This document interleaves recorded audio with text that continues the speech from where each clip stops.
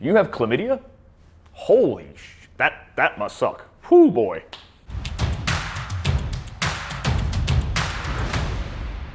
My name is Stirling Cooper. I'm an award-winning adult film star, former high-class male companion, and I'm here to help you improve your sex life. In today's video, we're going to talk about chlamydia. Because, look, most of you guys probably don't have a goddamn clue about chlamydia, so I'm here to teach you, because I'm generous like that. Chlamydia trachomatis. That is the bacteria that causes the STI chlamydia. Now, this most often spreads through unprotected vaginal, oral, or anal sex. It's transmitted through the semen or vaginal fluid of an infected person, and it can also pass from an infected person to another through simple genital contact, even if there's no sex. And here's the best part. If you've had chlamydia in the past and you were treated for it, you can get infected again. Hallelujah. So how common is chlamydia? Well, in 2017, more than 1.7 million cases of chlamydia were reported to the CDC. However, many cases go unreported, so those numbers are probably a lot higher than that.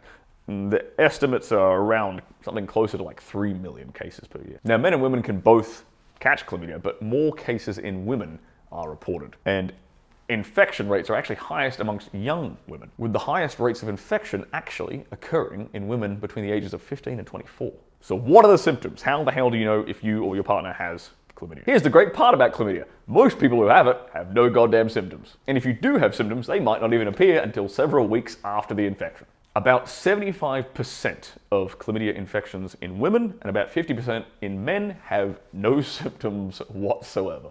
Now, the symptoms that women may notice, and you can look out for in your partner, are an abnormal vaginal discharge that may have an odor, a burning sensation when she urinates, itching or burning in and around her vagina, painful periods, and pain when she's having sex. Symptoms for guys can include a clear or cloudy discharge from their penis, a burning sensation when they're pissing, burning and itching around the opening of the penis, and although this is a lot less common symptom, pain and swelling in one or both of the testicles.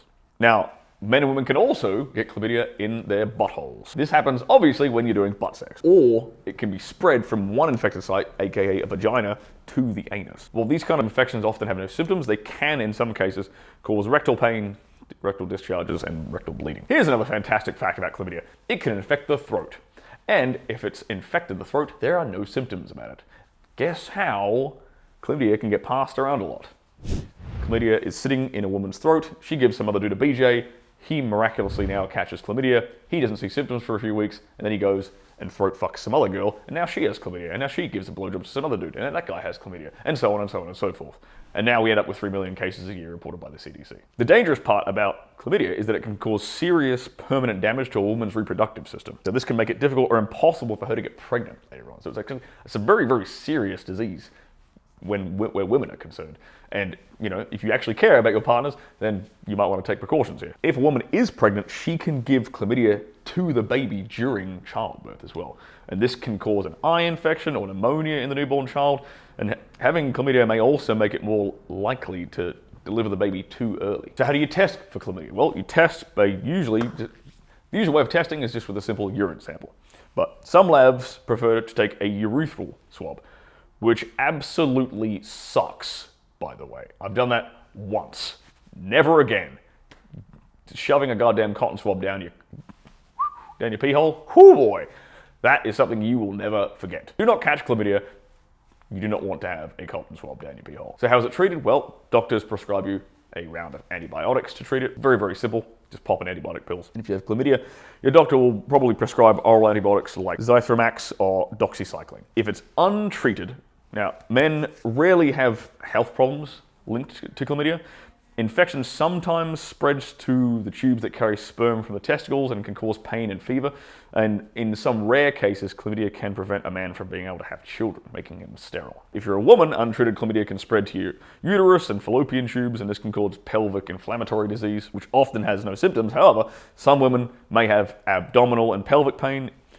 Even if it doesn't cause symptoms initially, pelvic inflammatory disease can cause permanent damage to a woman's reproductive system. And that can lead to long-term pelvic pain, an inability to get pregnant, and potentially deadly ectopic pregnancies. Now, the only way to ensure you have precisely zero chance of catching an STI is to never have sex. So that's one option, but that's a kind of boring option. So the other way of preventing chlamydia is to use a goddamn condom. It's pretty simple, guys.